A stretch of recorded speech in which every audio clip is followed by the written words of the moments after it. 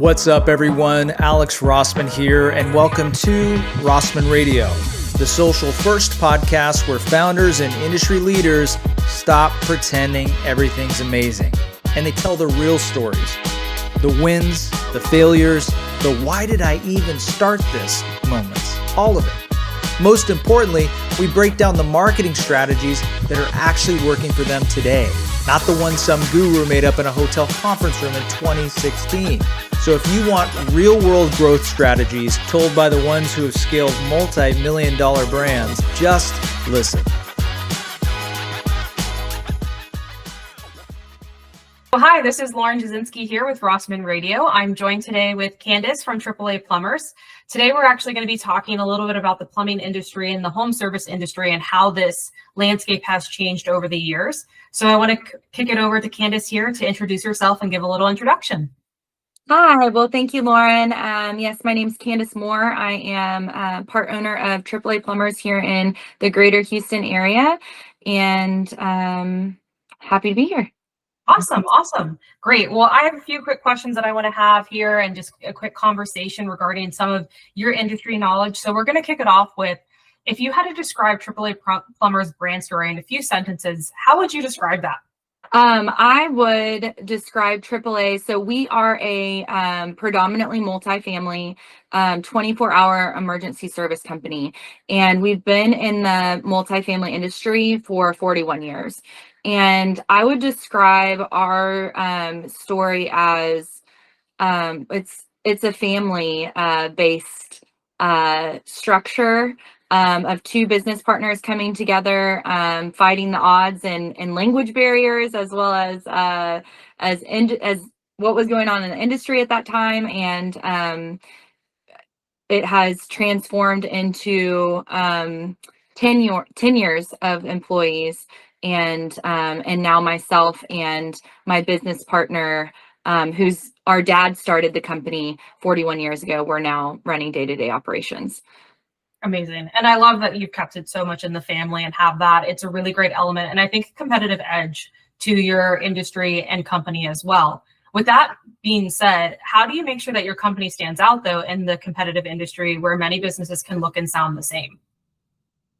I think it all goes back to people want to do business with people that they trust. Sure. And we have a heavy involvement within the multifamily industry here in Houston, within the Houston Apartment Association, the Texas Apartment Association, and we give back to our community in multiple ways. And I think that, being there and showing up during not only the hard times, but the good times as well, and showing that we care in education within our industry. We care with, within legislation in our industry, really sets us apart, because we sit on boards where that voice can be heard for our customers, whether it's backflow, issues that are going on in legislation, just as recently as, a few weeks ago, with more permitting on that, or, the restrictions on licensing or non-licensing within the plumbing industry. So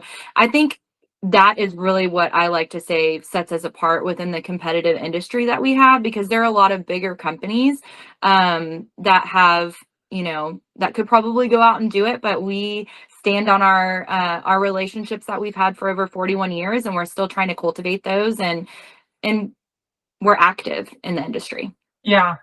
And you talked a lot right just there about how you're active in your community and with your customers, but really, how does that also play into introducing new employees to the company? How do you keep those values true when you're bringing on someone new?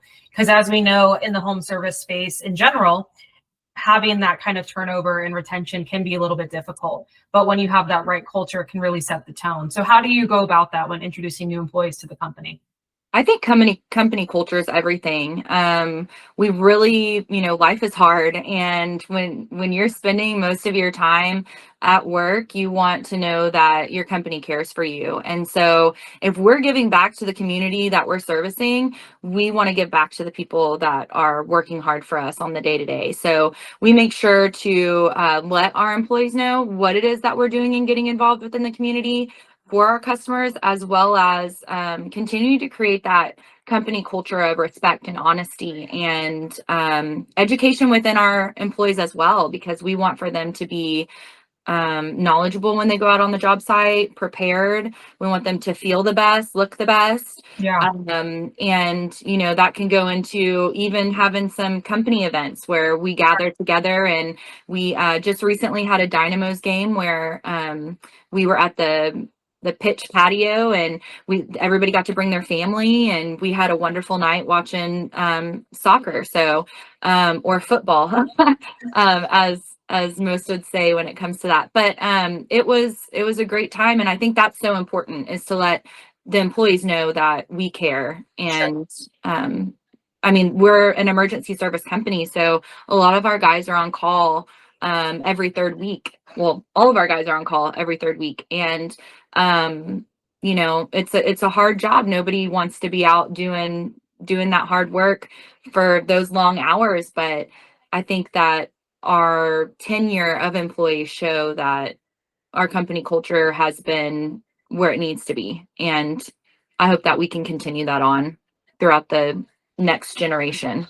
Awesome. Yeah. And you kind of just touched on it a little bit there and in your prior response, but just a quick question as you all continue to grow, how do you balance expanding, but also staying true to that? You know, as the company gets bigger, yes, you have these kind of areas set in place, but of course, as you expand, how do you focus on staying true to those values? I think it's continuous communication with everybody, to remind everybody that we're, you know, in this together. And my guys make fun of me, but I've had a couple meetings where I'm like, hey, when I say communication, you say communication. I want for people to understand. I know it's the hardest. It seems like it's the easiest thing to do is communicate, but it's also the hardest thing to do. Because a lot of people don't want to communicate, or they think that people already know something. And especially in leadership, I feel like we have to continuously remind people of some of the same things we've been talking about over and over. Yeah. But communicating it differently, not in the same way. You know, maybe we communicated this way, and this group of people got it. We need to reach the other set of people that didn't. How are we going to communicate that to them? So pivoting within that to make sure that we're not losing, you know, we have some people that are predominantly Spanish speaking, and so communication looks different for them, and technology looks different for them. So you have to pivot, and it's not a one communication fits for all. So yeah. No, and I think that's so true. Like having the ability to be able to pivot and quickly adapt it, and meeting people where they're at. Being able to meet them and say, okay, here's how we're going to pivot and change to make sure we're all on the same page. I think that's great. And it sounds like your AAA Plumbers really has that down pat. You did kind of touch on it. It's a constant growth and communication, you know, nothing's perfect. Absolutely. And you mentioned that as being one of a growth challenge, but what has actually been your biggest growth challenge that you faced in the last 5 years? And how would you say that you guys learned something from it and were able to apply it? I would say, you know, it's something that's ongoing, but the supply of knowledgeable plumbers, the supply of people who want to learn to do the job, not even someone that's already licensed, but even getting the people who want to do this line of work and this trade has been a challenge. I think it's an ongoing challenge. I think that, you know, aside from that, there's also the growth of a 40-year-old company that has relationships for decades, and a lot of those people are retiring. And so, you know, we have some of our plumbers that are retiring that have been with us forever. So it's constantly changing and pivoting and finding employees who you know, who want to grow and learn in this trade, and then also retaining the customer base that we have because of, you know, people retiring and no longer being with their company, or changing industries as well. And I think the way that we have grown in that area is trying to think outside the box, or just getting in front of people in different areas. we've done some stuff with schools where we've talked about different trade programs and what that might look like. Some of them didn't come to fruition. There's a lot of financial backing that needs to be in that, but making sure that we're showing people you don't have to go straight to college. There is a job in the trades, and it can be a very amazing career. And so I think that has been within the last 5 years, but I think that's probably, always been a struggle. Because it's not a glamorous job, the trades that we work in, and but somebody has to do it. We're house doctors, we're recession proof. We're going to need to be there to do the job. So I'm still growing and learning in that, and I think we are trying to get creative as we explore different areas and try to grow our company and our customer base. And I think that's something that's going to be ongoing. Yeah, absolutely. And I love that. And I love, one of the things that really stuck out to me was the trade programs through high school. I think that's a big area of opportunity for the trades and the industry as a whole, is being into these and show the opportunities that await them that aren't just the college route. Like, that is so big. Yes. And I know that the electrician side of it is probably a lot more developed within the high schools. But, there have been certain conversations within the local school districts here that my business partner, Mark, has been in communication with them to say, well, this is what this would look like. Because right now it's just word of mouth really on who you're going to hire and what that's going to look like. And we've had some great guys that have that are younger that have started off as helpers and they want to be in a truck, and they've been going through their classes and continuing education to get their hours for their license. But that's also a slow process as well. So you constantly have to be looking in other directions. Yeah. And kind of going off of that too, like you're talking, I know we're talking a lot about AAA specifically, but if you were advising another home service business or a company on scaling up, what's the one thing that you would say, hey, you need to focus on this first? Quality over quantity. You want the quality people. I know that everybody wants to be busy and fill their schedules out, but if you don't have the right people in place to go out and handle the jobs that they're assigned to, then it's not going to be good. I think I heard something a long time ago that was like, if you go to a bad restaurant, you tell like almost everybody, don't go there, Yeah. But if you go to a good restaurant, you may tell a couple people like, oh, I went to this place, you should try it. But so when someone has a bad experience with your company, that word of mouth gets around a lot quicker. So I would say quality of people and educating them over the amount of people that you have. Make sure that they're trained and you're focusing on safety and instilling inside of them whatever education they may need to help better equip them on the job. Absolutely. Yeah. And I feel like there's been a few trends that we've been kind of talking around a lot here with quality and people and culture, but what trend do you see shaping the plumbing and, like you said, home service, but really, as you said, home doctors, shaping that industry over the next decade? Well, I think AI is a huge part of what's going on, and I see that as an advantage for the trade companies when it comes to prevention of maintenance, scheduling, your inner workings of your business, also detection of things before they get out of control or out of hand. Right? I think that AI can really help benefit if people are open to how we can work alongside AI in that. I mean, there are a lot of things that our trades are still going to have to do hands-on that AI cannot replace. And that's also reassuring because, it keeps us in business, but we're not going anywhere in the trades. But how are we going to keep up with the progression of AI and how can we benefit from it, and pivoting and educating ourselves because there's something changing constantly. We just installed a boiler and we need a certain program to go ahead and make sure that the water is not boiling hot. And so, that's something that we're facing right now is the changing of how manufacturers are putting these systems in place for installations. And so that's something we have to educate ourselves on. Sure.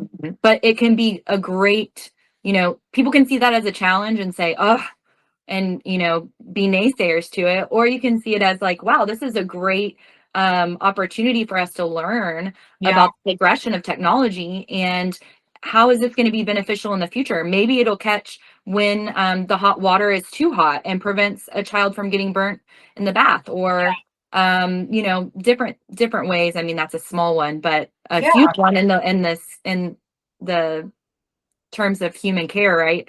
But I think that pivoting with that and learning and growing with that is what really will help set apart our trade within the next decade. Yeah, great. And honestly, that was kind of where I was segueing into next, but I think you've already really chatted about it, is having that ability to be open to these technologies, because there can be a lot of pushback, but also I think when we can have the proper education as to where can AI fill those gaps and where does it allow our focus to then go.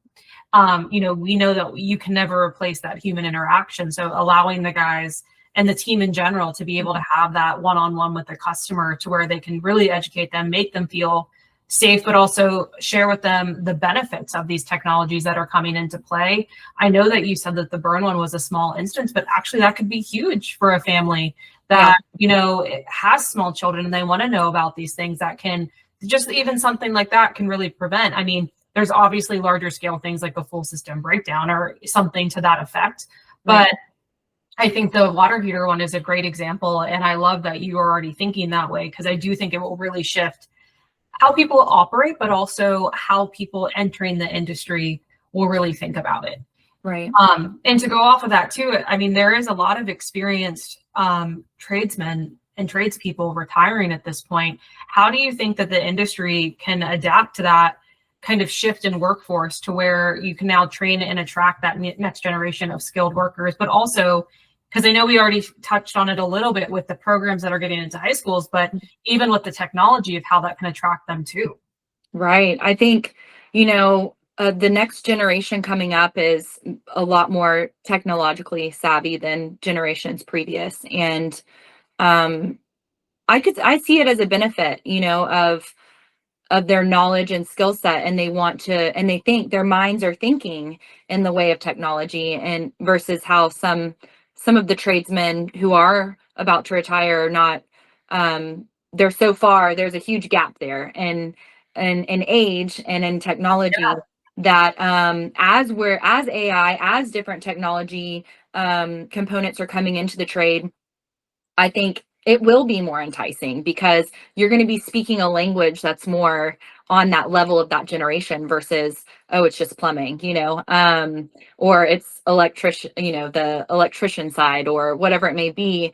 I think it's really going to change the blue collar aspect of it, and make it more enticing to them, to the younger generation that wants to do more than, think of it more than digging ditches and sewage and so forth. There's some brilliant minds that we have on our staff that think, and whether it's our supervisors, some of our techs in the field that already have that MacGyver kind of mindset. And I just imagine how that will be with the newer generations coming into the trade with the advancement of technology and what they already know and coding. And I think we're about to see something blow up even bigger than what we know to be able to help and advance a lot of our processes. Yeah. And the hope is that, because I know AI, like you said, there is a little bit of a threat there to some people where they are a little scared of it. But I do think there is an opportunity to make a plumber's life more efficient and allow them to focus in on some of the things that they need to focus on in order to help with that customer care that is incredibly important as well. Right. And then I wanted to kind of talk a little bit leadership here. So I know that you've already touched on that this was a family-owned business. It was your father, and now, you and your business partner now run the company, and that there's been a lot of years there and time invested into this. I know that you've also started working in this industry at a younger age, just due to your exposure, probably even before you even officially started working there, just due to your exposure. So what leadership lessons would you say that your father has passed on to you, or just experiences that you still lean on today in your day-to-day? I would say both my dad and his business partner, Steve Park, they have instilled inside of myself and my business partner, Mark, people, caring about your employees, caring about people. The people will, when people feel appreciated and they know that you genuinely care about them and their well-being, um, they'll work harder, they'll work smarter, they'll take more initiative and pride in what they're doing. And I think that both of those gentlemen have shown tremendous strength in that part of leadership, and they genuinely care for their people, and I think that that's a huge part of my everyday uh, part of leadership, because I really genuinely want to know, what's going on. Of course we have to work and we have a job to do, but at the base of it all, we're human. And if there's something great going on in one of my employees' lives or something hard going on, I want to be able to be there for them. And it's not a superficial, hey, how's your day? Oh, good, Yeah. good. It's a genuine, like, hey, let's do a temperature check. I noticed that maybe, you don't seem as happy as you normally are. Or, I think that goes a long way in leadership, because it's not always about, let's just go. It's not numbers, it's people. It's not always numbers, it's people as well. I think that is a huge part of why AAA is and has been successful within the last 41 years with our, not only our customers, but with our employees as well, because our customers see the type of leadership that we have within our company, and how we treat our employees is how we treat our customers. Sure. And I think that's what I've taken the most from my dad and from his business partner as I transitioned into this role of partner. And I hope that I can honor them well in that, because it's not always easy being that person that has to switch to that mindset and leadership, and then move into the numbers and move into the job site and move in. You kind of have to compartmentalize some of it, but you can't compartmentalize people. So I think I kind of went into a spaghetti spiral there, but I think that's that, and positivity, because he's always been my dad. Growing up, we would do Communication Wednesdays, and I still do that today. I call it Winning Wednesdays now, and I'll be like, Happy Winning Wednesday. But just the positivity of, life. Something may be hard going on in your life, or my employees' lives, or my customers' lives, but at the same token, we still have, to put on a face and be happy, and acknowledge that there are there are good things around us as well. Not everything, if something hard is going on, not everything's doom and gloom, right? So, yeah. No, you have I say this as a really big compliment. Like, you have a lot of recurring themes here with how you run the business, how you've operated with your father, a lot of communication and a lot of culture. And I think that's such a huge part of what some people just don't have. It's a soft skill, as they call it sometimes, even though it is like a hard skill. But having those soft skills are sometimes what really move the needle, more so than just even like trying to make revenue goals or look at the very specific areas. Being able, like you said, to kind of level with someone and just be like, hey, at the end of the day, we're human, and we're all working towards the same goal. And knowing that, it allows that kind of connection with the employee of, hey, at the end of the day, I know that you're a human and I'm a human, but let's just talk as people and work through this. Yeah. So I think that's great.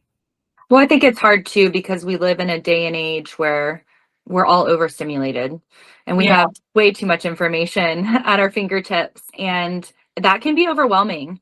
So just to be able to take the time, even if a million things are going on, just to take the moment when someone says, hey, do you have a minute? Or maybe they didn't ask you if you have a minute. Maybe you notice they need a minute.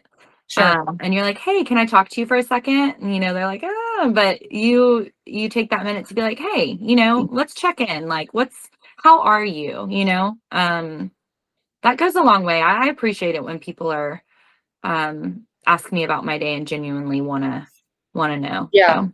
And you've kind of touched around it, but more about like, how do you define success as the next generation of leadership at AAA Plumbers?